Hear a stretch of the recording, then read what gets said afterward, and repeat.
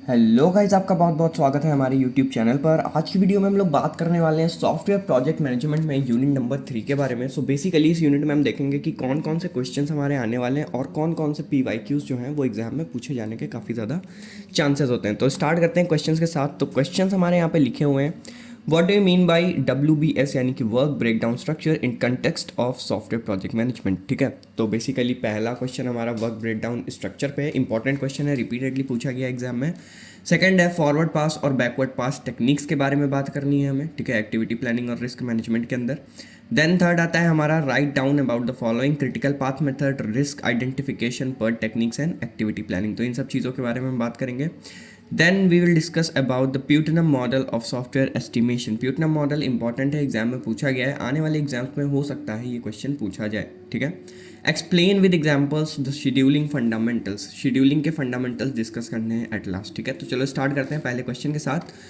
So the first question is what do you mean by work breakdown structure in context to software project and product. ठीक है, तो work breakdown structure is a hierarchical decomposition of the total scope of work required to complete a project. Work breakdown structure, जैसे कि इसका नाम है, इसके नाम से ही आप समझ सकते हो कि एक पर्टिकुलर वर्क को ब्रेक डाउन करना छोटे छोटे पार्ट में और फिर उनको कंप्लीट करना। ठीक है, तो वही चीज़ यहाँ पे होती है, हायरार्किकल डिकम्पोजिशन होता है। इसका मतलब है जैसे कि आप हायरार्की वाले चार्ट्स बनाते हो ना, सबसे ऊपर कौन होता है, रूट नोड हमारा, फिर उसके नीचे चाइल्ड नोड, फिर उसके नीचे सब चाइल्ड या ग्रैंड चाइल्ड, फिर उसके नीचे लीफ नोड्स, इस तरीके से चार्ट होता है। तो इसी तरीके से ये वर्क को भी ब्रेक डाउन करता है, डिकम्पोज करता है छोटे छोटे पार्ट में, जिससे कि ओवरऑल वर्क को कंप्लीट करना ईजी हो जाए। ठीक, नेक्स्ट है in context of software project और product a WBS is used to break down the project into smaller more manageable components और डिलीवरेबल्स। मतलब कि अगर बात की जाए सॉफ्टवेयर प्रोजेक्ट या सॉफ्टवेयर प्रोडक्ट के बारे में, तो वर्क ब्रेकडाउन स्ट्रक्चर का यूज़ किया जाता है ताकि ओवरऑल प्रोजेक्ट को छोटे छोटे पार्ट्स में डिवाइड किया जा सके, या मतलब टोटल चंक्स में बांटा जा सके, जिससे कि उस पर काम करना ज़्यादा ईजी हो जाए। ठीक है, this helps in organizing and defining the total work scope of the project. मतलब कि ये ओवरऑल प्रोजेक्ट के काम को हमारे ऑर्गेनाइज करने और डिफाइन करने के लिए यूज़ होता है, उसमें हेल्प करता है। ठीक है, नेक्स्ट है की elements of a WBS in software project. की एलिमेंट्स कौन कौन से हैं WBS के अंदर हमारे, तो सबसे पहले आता है हायरार्की एंड लेवल्स। अब देखते हैं, इसमें 3 लेवल हैं। ठीक है, 3 लेवल है और उसके अलावा भी लेवल्स होंगे। तो लेवल 1 क्या होता है, the overall project of product. Level 1 क्या होता है, जो हमारा ओवरऑल प्रोजेक्ट होता है। ठीक, लेवल 2 मेजर डिलीवरेबल्स और प्रोजेक्ट फेजेस। लेवल 2 में आता है हमारे मेजर फेजेस। ठीक है, उस बड़े प्रोजेक्ट को हमने मेजर फेजेस में डिवाइड कर दिया। ठीक, फिर लेवल 3 और बिलो द लेवल 3 और उसके नीचे क्या आते हैं, further decomposition into smaller task, सब टास्क एंड वर्क पैकेजेस। उसके नीचे उसको और छोटे छोटे पार्ट्स में डिवाइड करना। तो जितना ज़्यादा हमारा प्रोजेक्ट ओवरऑल डिवाइड होता जाएगा, उतने ज़्यादा लेवल्स बढ़ते जाएंगे। ठीक है, समझ आ गई बात। नेक्स्ट है deliverable oriented. The WBS focus on deliverables, tangible outcomes rather than activities. Each element in the WBS represent a deliverable और a component of the project. मतलब कि जो हमारा वर्क ब्रेकडाउन स्ट्रक्चर होता है, बेसिकली ये फोकस करता है कि जो हमारे आउटकम्स हों वो टेंजिबल हो, यानी कि प्रॉपर आउटकम्स आएँ, रादर देन एक्टिविटी। जो हमारे डिलीवरेबल्स हैं, जैसे कि जो हमें आउटपुट देना है यूज़र तक, ठीक है, उस पर फोकस करता है, ना कि ओवरऑल एक्टिविटी क्या हो रही है उस पर। ठीक है, each element in WBS represent a deliverable. मतलब कि जो भी एलिमेंट WBS के अंदर काम करते हैं वो सब हमारे डिलीवरेबल्स या फिर कंपोनेंट्स के लिए ही काम करते हैं प्रोजेक्ट के अंदर। ठीक है, एक्टिविटी के लिए यहाँ पे काम नहीं होता है। Next, 100% rule. The WBS should include 100% of the work defined by the project scope and capture all deliverables, internal external interim, in terms of work to be completed including project management. ये मतलब है 100% rule का यहाँ पे, कि जितना भी work define किया गया है प्रोजेक्ट स्कोप के थ्रू, मतलब कितना ओवरऑल प्रोजेक्ट में हमें जितना भी काम करना है, वो सारी चीज़ें हमारे WBS के अंदर आएंगी। एक्टिविटीज़ वगैरह WBS के अंदर नहीं आती, WBS के अंदर सिर्फ वर्क वाली चीज़ें आएंगी। ठीक है, इसका मतलब ये है। Next, mutually exclusive element. Each element of the WBS should be unique to avoid overlapping responsibilities and ensure clarity. मतलब कि WBS के अंदर जितना भी हमारा काम हो रहा होगा, ठीक है, वो ओवरलैपिंग रिस्पॉन्सिबिलिटीज़ नहीं होगी। ठीक है, पहली चीज़, मतलब वहाँ पे ऐसा नहीं होगा कि दो काम करने हैं तो दोनों के काम को करने का वो कहते हैं नहीं, ये जिम्मेदारी एक दूसरे पे आ जाए, ठीक है। तो वो चीज़ें नहीं होती है, एक यूनिक रिस्पॉन्सिबिलिटी मिलती है हर एक फंक्शन को कि एक प्रॉपर फंक्शनैलिटी, एक प्रॉपर वर्क हमें कंप्लीट करके देना है, जिससे कि ओवरऑल वर्क ब्रेकडाउन स्ट्रक्चर के अंदर क्लैरिटी आती है, ठीक है। नेक्स्ट है step to create a WBS for a software project. अब कैसे क्रिएट करते हैं वर्क ब्रेकडाउन स्ट्रक्चर किसी एक सॉफ्टवेयर प्रोजेक्ट में? तो डिफाइनिंग द प्रोजेक्ट स्कोप, सबसे पहले understand the project objective and the work required. तो सबसे पहले हमें समझना है कि प्रोजेक्ट का ऑब्जेक्टिव क्या है और हमें करना क्या है, ठीक। नेक्स्ट है identify major phases, break down the project into main phases, यानी हम लेवल 1 हायरार्की करेंगे यहाँ पे, ठीक है। तो सॉरी लेवल 2 करेंगे, मतलब ओवरऑल प्रोजेक्ट को आप फेजेस में डिवाइड कर देंगे। Then decompose deliverables into smaller components. अब इसके बाद लेवल 3 पे जाएंगे, इनको फर्दर और ज़्यादा डिवाइड करेंगे स्मॉलर पार्ट में, जिससे कि मैनेज करना ईजी हो प्रोजेक्ट को हमारे, ठीक है। Until you reach a level where task can be assigned and managed effectively। और ये काम हमें तब तक करते रहना है जब तक हम उस लेवल पे ना पहुंच जाए जहाँ पे टास्क को यूनिकली आइडेंटिफाई किया जा सके और उन पे यूनिकली काम किया जा सके, ठीक है। Assign identification code, use a coding system to uniquely identify each element in the work breakdown structure. अब वर्क ब्रेकडाउन स्ट्रक्चर के अंदर एक बड़े प्रोजेक्ट के बहुत छोटे छोटे पार्ट्स हो जाते हैं, बहुत सारे हो जाते हैं। इस वजह से हर एक एलिमेंट को एक प्रॉपर कोडिंग सिस्टम के थ्रू एक नंबर दिया जाता है, कोड दिया जाता है, जिससे कि उनको पहचाना जा सके, ठीक है। Verify completeness, ensures that the WBS include 100% of the work defined by the project scope. ये इंश्योर करना होता है इन द एंड कि जो WBS है हमारा, जिसके बेसिस पे हम काम कर रहे हैं, वो हमारा 100% ऑफ द वर्क कंप्लीट करके दे किसी एक प्रोजेक्ट के अंदर, ठीक है। सो ये क्वेश्चन यहीं पे एंड होता है। Next question is discuss forward pass and backward pass techniques in activity planning and risk management. So क्या होते हैं फॉरवर्ड पास एंड बैकवर्ड पास?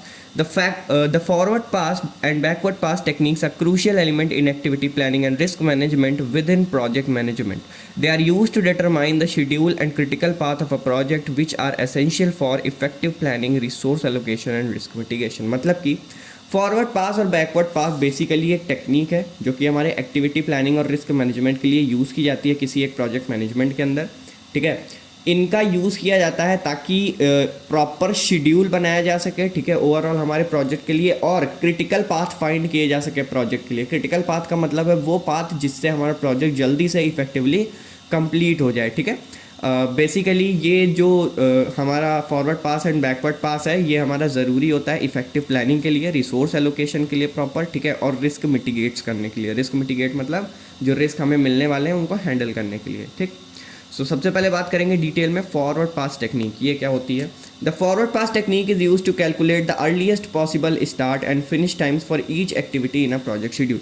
कोई भी एक प्रोजेक्ट शेड्यूल के अंदर जब एक्टिविटीज़ परफॉर्म की जाती हैं तो वहाँ पे किसी एक्टिविटी को सबसे पहले स्टार्ट करने का टाइम, ठीक है, और सबसे जल्दी उसको ख़त्म करने का टाइम, ठीक है, इनको कैलकुलेट करने का काम करता है फॉरवर्ड पास टेक्निक, ठीक है। It proceed from the start to the end of the project. ये प्रोजेक्ट के स्टार्ट से लेके एंड तक काम करता है, ठीक है। Steps of the forward pass, begin at the start node. सबसे पहला स्टेप, हमें स्टार्ट नोड से स्टार्ट करना है। Assign the earliest start time ES of the first activity as 0। जो हमें स्टार्टिंग का अर्लीस्ट स्टार्ट टाइम सेट करना है वो सेट करना है 0। देखो इस पर न्यूमेरिकल आता है, स्टेप्स मैं यहाँ पे बता दे रहा हूँ। न्यूमेरिकल हम लोग न्यूमेरिकल वाली वीडियो में डिस्कस कर लेंगे, ठीक है। फॉरवर्ड पास टेक्निक और बैकवर्ड पास टेक्निक्स पे बेस्ड न्यूमेरिकल आपको एग्जाम में मिल सकता है। Move forward through each activity. अब हमने क्या किया, हमने स्टार्ट नोड को 0 असाइन कर दिया, फिर हमें फॉरवर्ड जाना है हर एक एक्टिविटी को देखते हुए, ठीक है। For each activity calculate the earliest start ES and earliest finish EF। देखो अब क्या करना है, हमने जब पहले वाले अर्लीस्ट स्टार्ट टाइम को 0 असाइन कर दिया, फिर हमें आगे बढ़ना है और हमें कैलकुलेट करते जाना है ES और EF की नई वैल्यूज़, ठीक है। और वो कैसे कैलकुलेट होती है, ES जो है वो हमारा EF of the predecessor activity, मतलब जो प्रीवियस एक्टिविटी थी वहाँ पे जो आपने EF असाइन किया था यानी अर्लीस्ट फिनिश असाइन किया था, उसी अर्लीस्ट फिनिश की वैल्यू होती है नेक्स्ट एक्टिविटी की स्टार्ट टाइम, ठीक। मतलब प्रीवियस वाला जहाँ पे ख़त्म हुआ है वहीं से अगला वाला स्टार्ट होगा, ठीक है। देन सेकंड फॉर्मूला लिखा हुआ है EF is equals to ES plus duration of the activity. अब एक्टिविटी को कंप्लीट करने में जितना टाइम लगा है उसको आप अर्ली स्टार्ट में ऐड कर दो तो आपको EF की वैल्यू मिल जाएगी, यानी कि कितने टाइम में फिनिश हो रहा है वो पता चल जाएगा। अगर आप स्टार्टिंग टाइम में क्या ऐड कर दो, देखो स्टार्टिंग टाइम कौन सा होगा, जो प्रीवियस एक्टिविटी का टाइम होगा, ठीक है, वही स्टार्टिंग टाइम होगा। अब प्रीवियस एक्टिविटी का ओवरऑल जितना टाइम लगा है प्लस जिस करंट एक्टिविटी पे आप हैं वहाँ जितना टाइम लग रहा है, उन दोनों टाइम का सम कर देंगे तो उस एक्टिविटी को कंप्लीट करने में कितना टाइम लगेगा आपको पता चल जाएगा। ठीक है, तो यही चीज़ यहाँ पे लिखी हुई है। नेक्स्ट आता है update successor. If an activity has multiple predecessor activities, it's E S is the maximum E F of its predecessors. मतलब कि अगर कोई एक्टिविटी हमारे मल्टीपल प्रेडिसेसर ऑफ एक्टिविटीज़ देख रही है, ठीक है, ये फॉरवर्ड पास टेक्निक के अंदर होता है। मतलब आप किसी एक एक्टिविटी पे पहुंचे और फिर वहां से अगर आप बैक प्रेडिसेसर्स चेक करो, आपके पास 2 से 3 प्रेडिसेसर्स हो या उससे ज़्यादा प्रेडिसेसर्स हो, तो उस केस में जो नई वाली एक्टिविटी है उसकी जो ईएस होगी यानी अर्ली स्टार्ट होगी, वो प्रीवियस वाली तीनों में से जिसकी मैक्सिमम अर्ली फिनिश होगी उसकी वैल्यू को लेगा।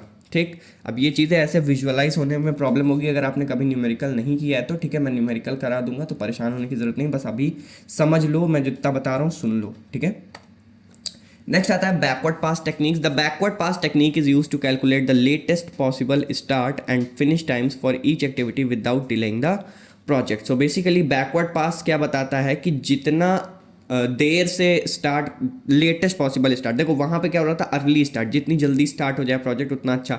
यहाँ पे मैक्सिमम कितना टाइम लगेगा, मतलब मैक्सिमम कितना लेट हो सकता है बेसिकली प्रोजेक्ट स्टार्ट होने में, वहाँ से स्टार्ट करते हैं। ठीक है, और फिनिश टाइम तक जाते हैं। It proceed from the end of the project back to the start. ये वो कहाँ से कहाँ तक काम कर रहा था, फॉरवर्ड पास हमारा स्टार्टिंग से लेके एंड तक। ये कहाँ से कहाँ तक काम करता है, एंड से लेके स्टार्ट तक। ठीक है, स्टेप्स ऑफ द बैकवर्ड पास, इसीलिए इसका नाम ही बैकवर्ड पास है। ठीक है, तो उसी से समझ जाओ।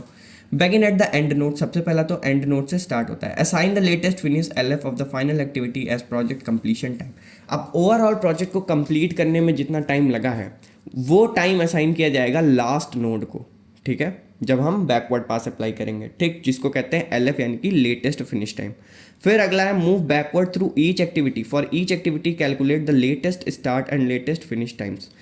अब क्या करना है, अब बैकवर्ड जाना है। वहां पे क्या कर रहे थे, फॉरवर्ड जा रहे थे, प्रेडेसेसर चेक कर रहे थे प्रीवियस वाला, ठीक है, और उसके फिनिश टाइम को ही इसका स्टार्टिंग टाइम बना रहे थे।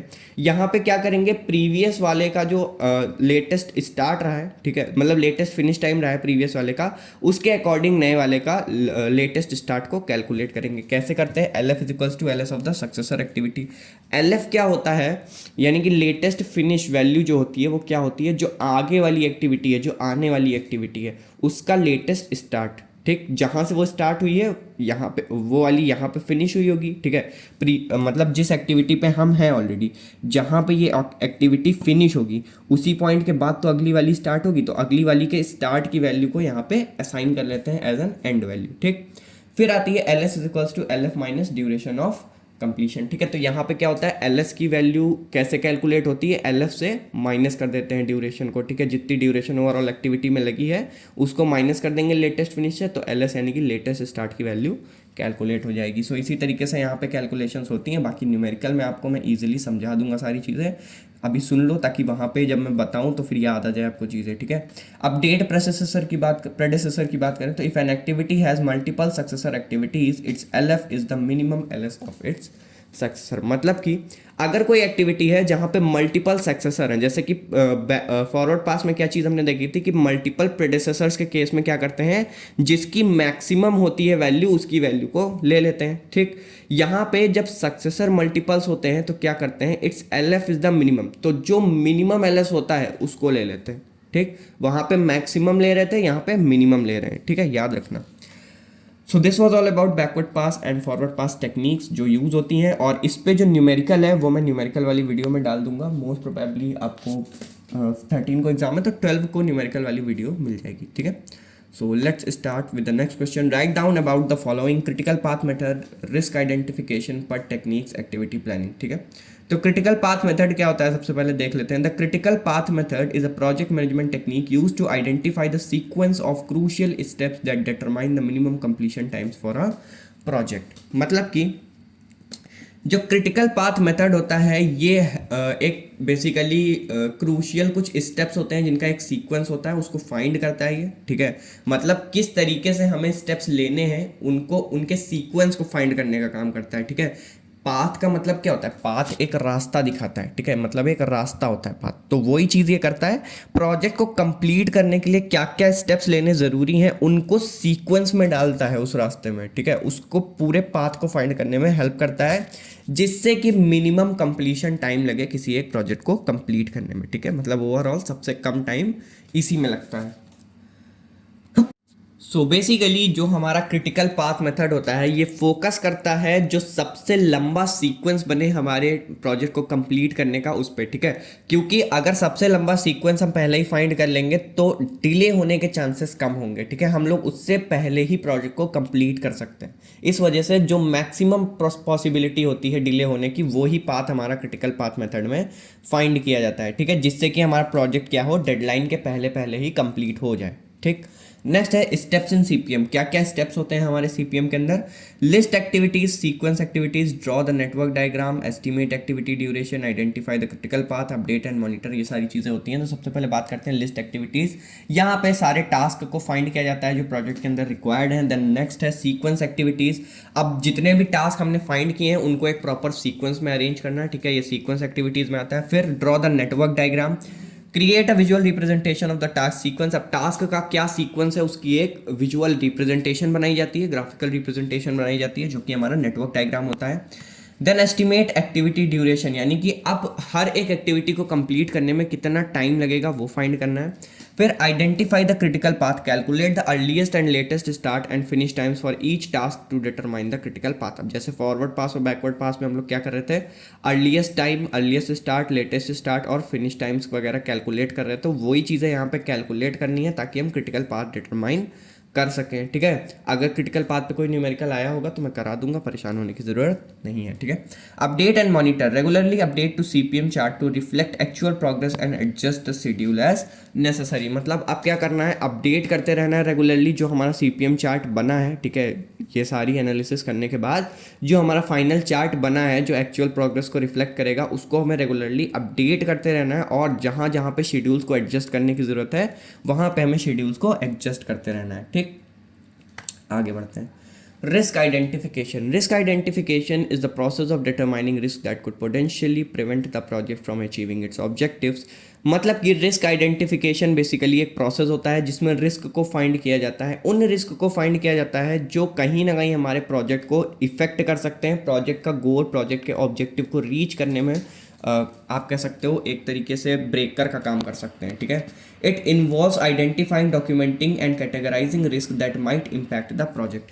ये हेल्प करते हैं आइडेंटिफाई करने में, डॉक्यूमेंट करने में और कैटेगराइज करने में अलग अलग रिस्क को जो कि ओवरऑल इम्पैक्ट कर सकते हैं हमारे प्रोजेक्ट को, ठीक है। की एस्पेक्ट्स की बात करी जाए तो ब्रेन स्टॉर्मिंग सबसे पहला, involves team members and stakeholders in identifying potential risk. Brainstorming का सिंपल सा मतलब है सारे टीममेट्स और जो भी हमारे प्रोजेक्ट मैनेजर वगैरह हैं सब लोग साथ में बैठते हैं और ये डिसाइड करते हैं कि क्या क्या रिस्क आ सकते हैं, वो लोग खुद से एनालाइज करते हैं, सोचते हैं कि क्या क्या रिस्क आ सकते हैं, ठीक है। नेक्स्ट आता है checklist, uses predefined list of common risk to ensure no significant risk is overlooked. मतलब कि सेकंड आता है चेकलिस्ट। चेकलिस्ट में एक प्री डिफाइंड लिस्ट होती है प्रॉपर, ठीक है, जिसके अंदर सभी पॉसिबल रिस्क लिखे होते हैं जो एक प्रोजेक्ट बनाने में आते हैं, ठीक है। सो उन सबको चेक किया जाता है ताकि कोई भी ऐसा रिस्क ना हो जो वो छूट जाए, ठीक है। तो ओवरऑल लिस्ट के थ्रू चेक किया जाता है। देन आता है interviews and surveys, gather insights from experts and stakeholders. मतलब कि क्या क्या जो हमारे स्टेक होल्डर्स हैं या जो एक्सपर्ट्स हैं जिन्होंने प्रोजेक्ट काफ़ी ज़्यादा बना रखे हैं उनसे बात करते हैं और पूछते हैं कि क्या क्या रिस्क आ सकते हैं अगर इस प्रोजेक्ट पे काम किया जाएगा तो, ठीक है। देन आता है स्वॉट analysis, evaluate the project strength, weakness, opportunity and threats. तो बेसिकली प्रोजेक्ट के क्या स्ट्रेंथ हैं, प्रोजेक्ट की क्या क्या वीकनेस हैं, क्या क्या अपॉर्चुनिटीज़ हैं इस प्रोजेक्ट में और क्या क्या थ्रेट्स हो सकते हैं इस प्रोजेक्ट के अंदर, वो सारी चीज़ें एनालाइज की जाती हैं, इससे भी हमें रिस्क का पता चलता है। नेक्स्ट आता है historical data, analyze past project to identify risk that may occur. अब पास्ट प्रोजेक्ट को एनालाइज किया जाता है, यहाँ पे हिस्टोरिकल डेटा निकाला जाता है वहाँ से और वहाँ से देखा जाता है कि क्या क्या रिस्क हुए थे प्रीवियस प्रोजेक्ट्स में जो कि इस प्रोजेक्ट में अराइज हो सकते हैं, ठीक है। नेक्स्ट है documentation reviews, review project plans, contracts and other document to uncover risk. अब हमें क्या करना है, डॉक्यूमेंट को प्रॉपरली देखना है, प्लान्स को रिव्यू करना है, ठीक है, जितने भी कॉन्ट्रैक्ट्स हैं उनको रिव्यू करना है ताकि जो डॉक्यूमेंटेड रिस्क हों वो सारे अनकवर हो जाए, ठीक। नेक्स्ट आता है पर्ट टेक्निक्स। पर्ट टेक्निक्स क्या होती है, इंपॉर्टेंट क्वेश्चन है, ठीक है, याद रखना। The program evaluation and review technique is a project management tool used to schedule, organize and coordinate task. मतलब ये एक program evaluation and review technique होती है, पर टेक्निक जिसका यूज़ किया जाता है as a project management tool. ये एक प्रोजेक्ट मैनेजमेंट टूल होता है जिसका हेल्प करते हैं, जो हेल्प करता है शेड्यूलिंग करने में, ऑर्गेनाइज करने में और टास्क को कोऑर्डिनेट करने में। ठीक है, नेक्स्ट है it is particularly useful for projects with uncertain activity duration. मतलब कि ये प्रोजेक्ट्स के अंदर यूज़ किया जाता है जहाँ पे एक्टिविटीज़ की ड्यूरेशन अनसर्टेन होती है, मतलब डिफाइंड नहीं होती, वहाँ पे पर्ट टेक्निक्स का यूज़ किया जाता है। ठीक है, स्टेप्स की बात करें अगर पर्ट के अंदर, identify activities and milestone, define all task and की पॉइंट्स इन द प्रोजेक्ट। यहाँ पे सबसे पहला पॉइंट आता है हमारा कि माइलस्टोन और एक्टिविटी को आइडेंटिफाई करें। ठीक है, कैसे करते हैं, सारे टास्क और की पॉइंट्स को यहाँ पे डिफाइन करते हैं एक प्रोजेक्ट के अंदर। ठीक, तो ये हमारी एक्टिविटी और माइलस्टोन मिल जाते हैं। ठीक है, देन आता है sequence activities, determine the order of task. अब वही चीज़ करेंगे कि अब टास्क हमें मिल गए, अब हमें उनका ऑर्डर बनाना है। फिर estimate time, use 3 point estimation for each task. मतलब अब बेसिकली हमें 3 पॉइंट एस्टिमेशन या फिर और कोई भी एस्टिमेशन टेक्निक हो सकती है, उनका यूज़ करके हमें क्या करना है, हर एक टास्क को डिफाइन करना है, हर एक टास्क के लिए टाइम एस्टिमेट करना है। ठीक है, देन आता है कंस्ट्रक्ट नेटवर्क डायग्राम। हमें नेटवर्क डायग्राम कंस्ट्रक्ट करना होगा। ठीक है, create a visual diagram of task sequence. क्या सीक्वेंस है, ठीक है, उसका हमें नेटवर्क डायग्राम बनाना है। जैसे उसमें वर्किंग अभी हम लोगों ने पढ़ी थी, उसी तरीके से यहाँ भी हम लोग वर्किंग देख सकते हैं। ठीक है, कैलकुलेट क्रिटिकल पाथ। अब यहाँ पे भी क्रिटिकल पाथ कैलकुलेट होता है। देखो पर टेक्निक भी क्रिटिकल पाथ के बेसिस पे काम करती है और क्रिटिकल पाथ तो अपने ही फ्लो चार्ट के अकॉर्डिंग काम करता है। ठीक है, determining the longest path of dependent task using expected times. Critical path में हम क्या करते हैं, लॉन्गेस्ट पाथ निकालते हैं जो हमें ओवरऑल कंप्लीट करने में लगेगा टाइम हमारे एक प्रोजेक्ट को। ठीक है, देन आता है review and update, continuously monitor the project and update estimates and sequence as needed. हमें कंटिन्यूसली देखते रहना प्रोजेक्ट को और जहाँ जहाँ पे सीक्वेंसेस को अपडेट करने की, एस्टिमेट्स को अपडेट करने की जरूरत है, वहाँ पे करते रहना है। ठीक है, फिर नेक्स्ट आता है activity planning. Activity planning involves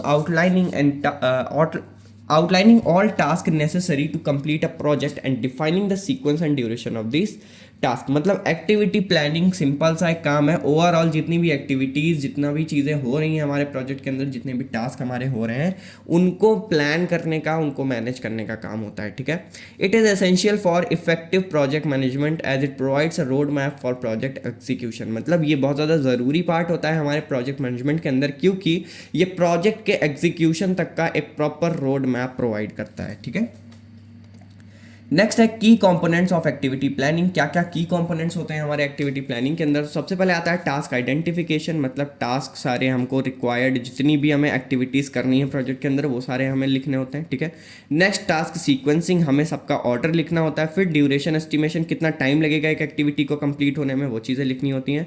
then resource allocation, क्या क्या रिसोर्स लगने वाली है हर एक एक्टिविटी में, ठीक है, उनको एलोकेट करना है। फिर schedule development, creating a project timeline with start and finish dates for each task. मतलब हर एक एक्टिविटी की स्टार्ट डेट और फिनिश डेट वहाँ पे लिखी जाएगी और एक शेड्यूल डेवलप किया जाएगा हमारे एक्टिविटीज़ के लिए। ठीक है, तो यही होती है हमारी activity planning. The next question is describe the Putnam model of software estimation. The Putnam model developed by Lawrence H. Putnam in late 1970s. 1970s में लॉरेंस एच प्यूटनम ने एक मॉडल बनाया जिसका नाम रखा इन्होंने Putnam model. Is a widely use software estimation model, जो कि सॉफ्टवेयर एस्टिमेशन मॉडल था और वो सॉफ्टवेयर के एफर्ट, टाइम, इन सब चीज़ों को एस्टिमेट करने में हेल्प करता था। ठीक है, it is based on the assumption that the effort required to complete a software project is proportional to the number of delivered lines of code.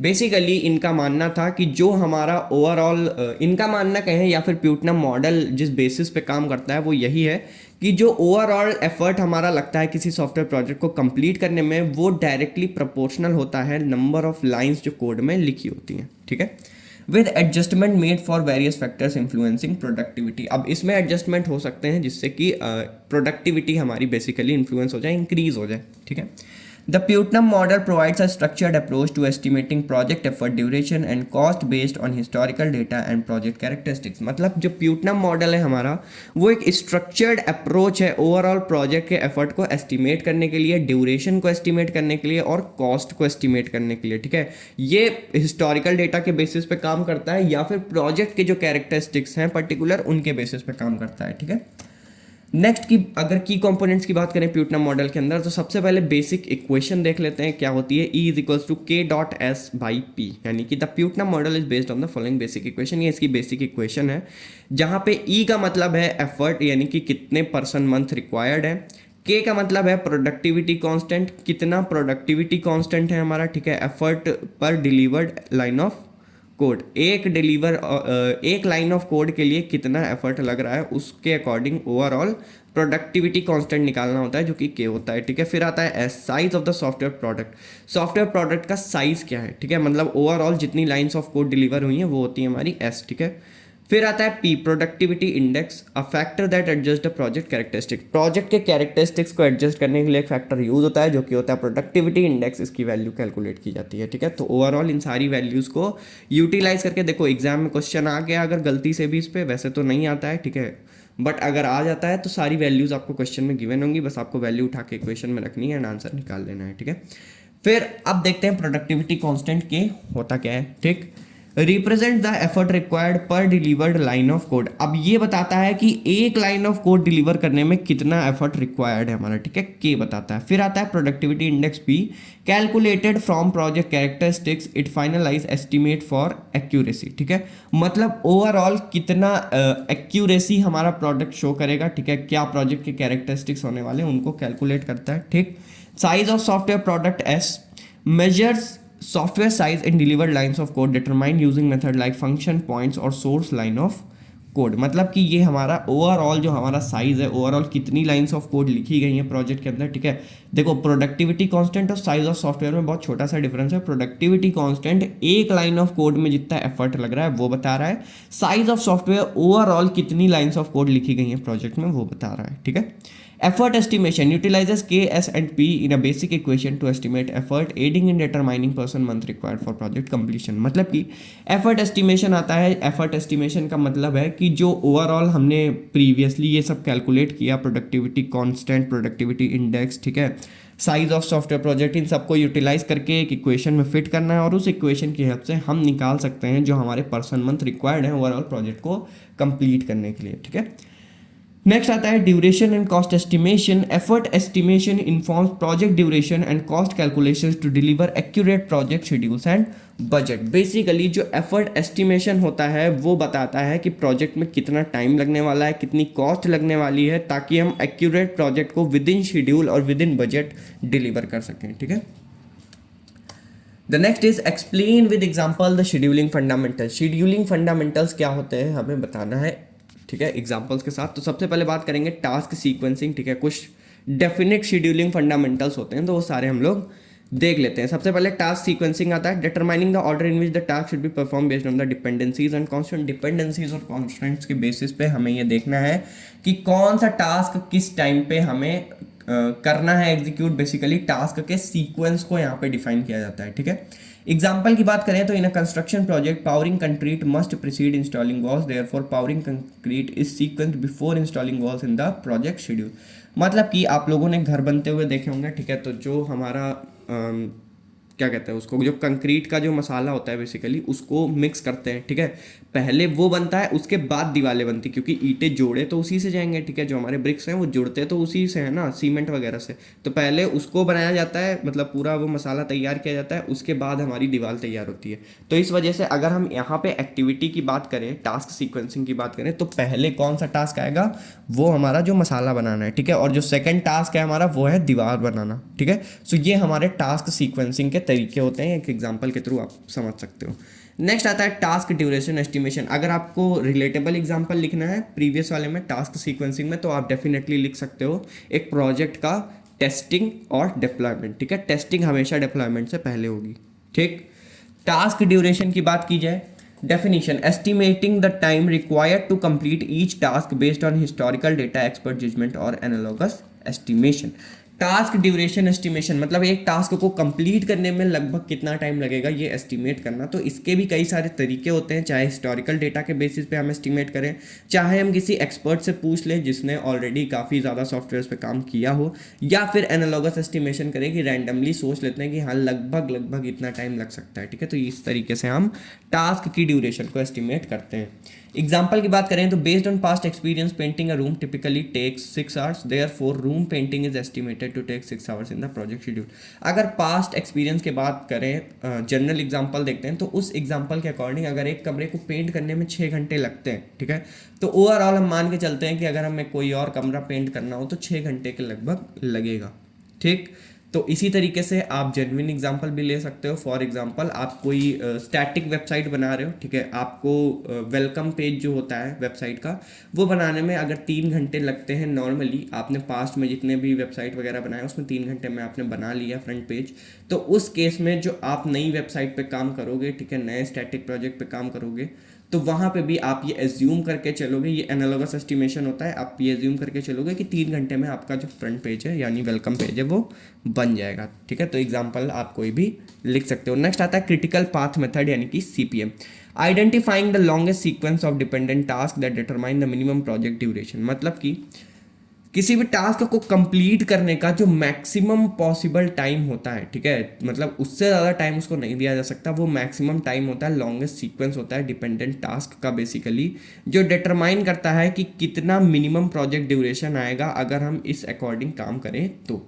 ठीक है, example, if a software development project coding can not start until requirement gathering and designing are complete, the critical path include this sequential task ensuring they are completed on time to avoid project delays। मान के चलो किसी एक software development project पे काम किया जा रहा है, ठीक है, और वहाँ पे कोडिंग अभी तक स्टार्ट नहीं हुई है, ठीक है, जब तक वहाँ पर रिक्वायरमेंट गैदरिंग और डिज़ाइन कंप्लीट नहीं होगी तब तक कोडिंग स्टार्ट नहीं कर सकते। सो उस केस में क्रिटिकल पाथ क्या करता है, इन टास्क को सीक्वेंस करता है ताकि वहाँ किसी तरीके की प्रॉब्लम ना आए। अब जैसे कोडिंग करने के लिए हमने कोडर हायर कर लिए, ठीक है, अब वो बैठे हुए हैं, अभी तक हमने रिक्वायरमेंट्स नहीं गैदर की कि क्या हमें बनाना है, कैसे बनाना है, क्या रिक्वायरमेंट्स है हमारे यूज़र की, ठीक है, क्लाइंट की बेसिकली, और क्या डिज़ाइन फॉर्मेट होना चाहिए, क्योंकि जब रिक्वायरमेंट मिलेंगी उसके बाद ही उसका डिज़ाइन बनेगा, तो अभी कोडर्स को बैठाने का क्या मतलब है। तो उसी लिए क्रिटिकल पाथ क्या करता है, एक सीक्वेंस बना देता है जिससे कि हम कोडर्स को तभी बुलाएंगे जब हमारी एक बार डिज़ाइन रेडी हो जाएगी। ठीक है, समझ आ गई बात, जिससे कि सारी चीज़ें जल्दी जल्दी कंप्लीट हो जाए और प्रोजेक्ट हमारा डिले ना करे। ठीक, एक सीक्वेंस में हर चीज़ रहेगी तो सीधी सी बात है डिले होने के चांसेस काफ़ी कम हो जाएंगे। नेक्स्ट है resource allocation, defining assigning available resources such as personal equipment and materials to task in the project schedule. Resource allocation में वही चीज़ हुई, जो भी रिसोर्सेज रिक्वायर्ड है प्रोजेक्ट को कंप्लीट करने के लिए, वो सारी रिसोर्सेज, चाहे वो इक्विपमेंट हो, टूल्स हो या ह्यूमंस हो रिक्वायर्ड हो, ठीक है, लोगों की ज़रूरत पड़ती है करने के लिए, मटीरियल्स की ज़रूरत पड़ती है, तो वो सारी चीज़ें हम प्रोजेक्ट शेड्यूल के अंदर दे पाएँ।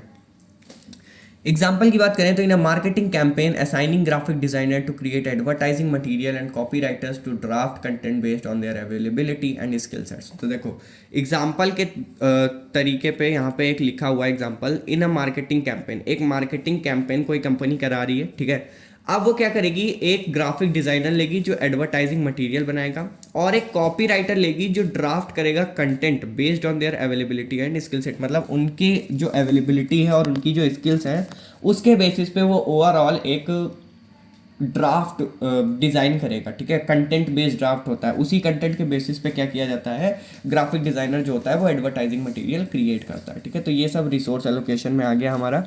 नेक्स्ट है स्लैक और फ्लोट। स्लैक और फ्लोट क्या होता है, the amount of time a task can be delayed without delaying the project overall completion.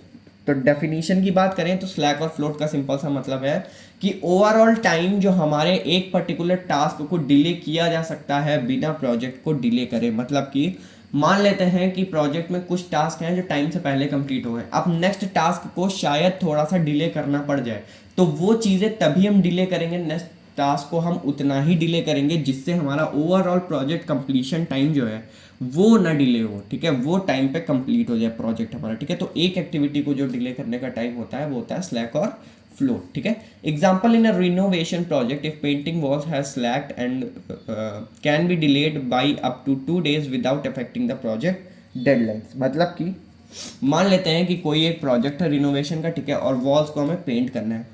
अब वहाँ पे क्या कर सकते हैं, 2 दिन डिले कर सकते हैं वॉल्स के पेंटिंग को, ठीक है, बिना अफेक्ट किए प्रोजेक्ट की डेडलाइन को। मान लो हमें ये मिला है कि हमें 10 दिन में वॉल्स को पेंट करके देना है, ठीक है, मतलब पूरे घर को 10 दिन में पेंट करना है। अब घर में मान लेते हैं कि 5 कमरे, ठीक, तो क्या लगेगा, 2-2 दिन लगेंगे, ठीक है, हर कमरे में। अगर हम 2 दिन में एक कमरा कर रहे हैं तो हमें 10 दिन लग जाएंगे 5 कमरे करने में।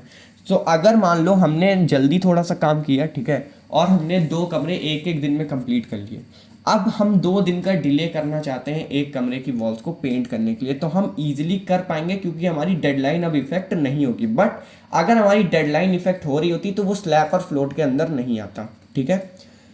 6th आता है हमारा milestones, defining significant point in the project timeline that mark the completion of की डिलीवरेबल्स और फेज। तो बेसिकली माइलस्टोन हमारे कुछ ऐसे पॉइंट्स होते हैं जो ओवरऑल कंप्लीशन या कुछ की डिलीवरेबल या कुछ फेजेस के कंप्लीशन को मार्क करते हैं ओवरऑल प्रोजेक्ट के अंदर, ठीक है।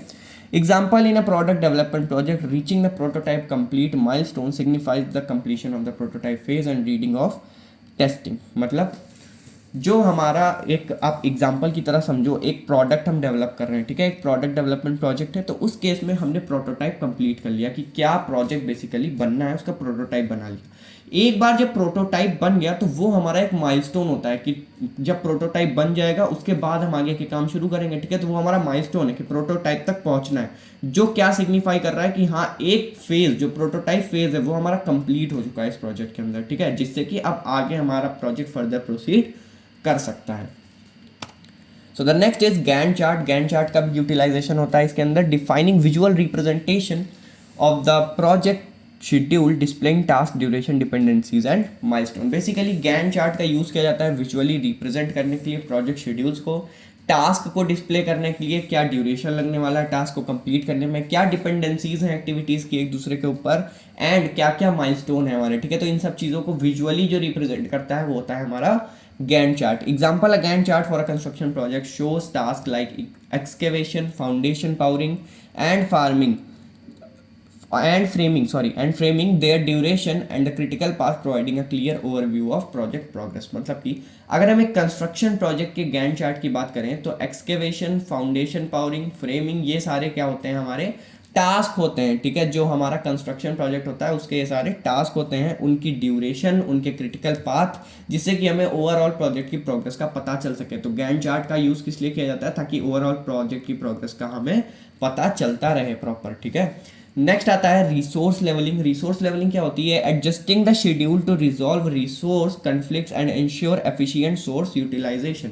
मतलब कि रिसोर्स लेवलिंग का सिंपल सा मतलब है शेड्यूल्स को कुछ इस तरीके से एडजस्ट करना जिससे कि हमारे रिसोर्स के जो कन्फ्लिक्ट्स हैं, ठीक है, वो सॉल्व हो जाए, ठीक है, एफिशिएंट रिसोर्स यूटिलाइजेशन हो जाए। जैसे कि 2 एक्टिविटीज़ ऐसी हो गई सेम टाइम पे जो पैरेलली रन कर रही हैं और दोनों में सेम रिसोर्सेज रिक्वायर्ड है।